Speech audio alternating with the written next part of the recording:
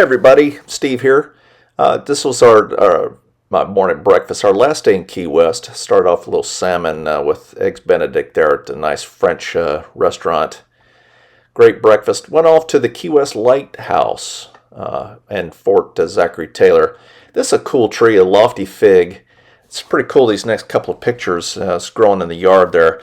It actually grows down as it grows bigger. It puts roots down to the ground, real shallow roots.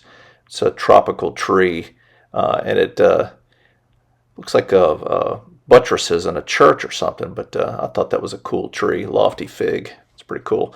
This is Key West Lighthouse. It's actually not the first lighthouse. The first one there, we'll see a picture of that later, but was washed away in a hurricane, and they moved it back from the edge and rebuilt it, and it's been improved on over the years and went up to the top. It's quite a long hike up.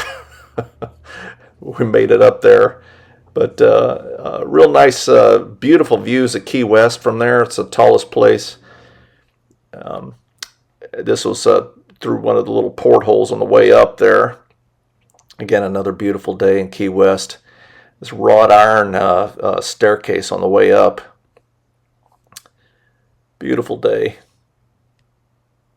See all the vegetation and everything else that's kind of come up over the years. Yeah, you don't want to be in there during a thunderstorm. Here's a nice little shot of the actual light itself. We'll give you some nice views of Key West here as I kind of walk around the top there and just kind of scan around. But yeah, lighthouses were critical in the Keys back in the day. They said that there was a ship, like 500 shipwrecks in a year just in the Keys. So the salvagers made a pretty good living around there. I think there was a Humphrey Bogart movie or something, or John Wayne or something about Key Largo, and they were salvagers. But yeah, treacherous coral reefs and shoals and everything else. So lighthouses were important. That's a nice little shrimp boat out there. Great views of Key West. You saw Hemingway's house. We'll get another shot of it here, but he said that he loved the lighthouse. It helped him find his way home from the bar many a time. So, great shot of downtown. You can kind of see our hotel there right in the middle off in the distance. We had a nice spot right on Duval Street. There's Hemingway's house with the swimming pool back there. I did a video on that earlier. And, yeah, I think they quit using, yeah, there's in the distance there you see Mount Trashmore. They bury their trash. They'll dig a hole, and when they fill it up, of course, Florida's so flat that those trash mountains, basically, they're actually, you see them quite a bit around Florida. So beautiful. I think that's looking off towards the south there. There's Fort Zachary Taylor. We'll get to that here in a second. There on the distance.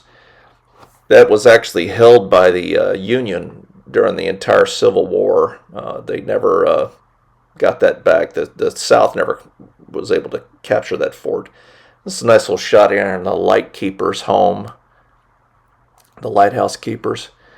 They said it was pretty. It was a job. It was a service. Eventually the lighthouse keepers were blended into the Coast Guard. That's a sword that was turned into a candlestick. I thought that was kind of cool. Anyway, they were blended into the Coast Guard, the Life-Saving Corps, and the lighthouse folks were all blended together into the Coast Guard way back at the turn of the century, 1900s. It's a shot of the reefs there. They had lighthouses all up and down the Florida Keys there to help ships to keep from running aground. This early days of Key West. You can see there weren't so many trees back then. That's a shot of the outside of the lighthouse keeper's home. So it was nice little house. They expanded it. There were actually 2 families that lived in that thing. So nice picture of the lighthouse. They added another 10 feet to the top of that lighthouse so that they could see it over the trees over the years. Some natural wildlife here. So there's a lot of chickens around Key West. You'll see them all over the place. And this was one that was watching us eat breakfast in the morning. But they're all over the place, and you're not supposed to bother them, obviously. But they're wild. Of course, they keep the bugs eating back and everything else. There's one on top of the. So you see it on top of the restaurant there.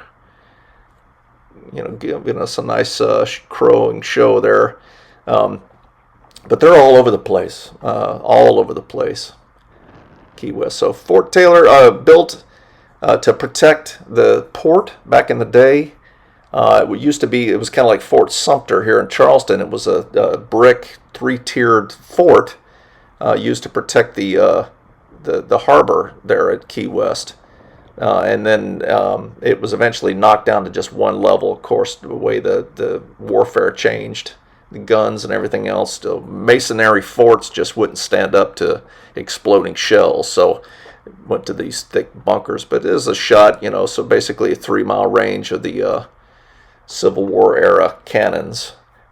So, yeah, the Union held on to it, and that was not a good posting. And actually, at the end of the war, Dr. Mudd, who treated John Wilkes Booth and was tried for treason, was kept there initially until he was sent off to Fort Jefferson, which is on the Dry Tortugas down there. So I thought there's a little bit of history here. Pan Am started here, first international flight. So hope you enjoyed it. It's a nice little tour, and we'll see you around. Take care.